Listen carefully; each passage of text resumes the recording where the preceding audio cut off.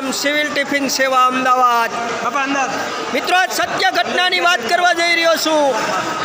પહેલી વાર આ મહાયજ્ઞનો જેણે વિરોધ કર્યો ત્યારે મેં સ્વયંસેવકોને કીધું તું આવતા રવિવારે 500 માણસનું ટિફિન વધારી દેજો. આ કૃષ્ણ લીલા કહેવાય. વળી પાછું 5 વર્ષ પછી લોકોએ મારી ઉપર કેસ કર્યો. વળી પાછું સ્વયંસેવકની મિટિંગ કરીને કીધું તું કે હવે 1000 માણસનું વધારી દો, આ કૃષ્ણ લીલા છે.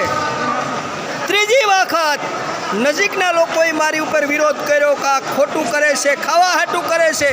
ફરી પાછું મેં કીધું 1000 માણસના ટિફિન વધારી દો, આ તો કૃષ્ણ લીલા છે.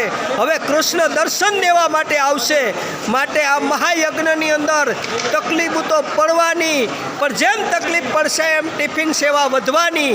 આ મારો સાથ તમને જે કવિ એક તમને સત્ય ઘટના કહી રહ્યો છું.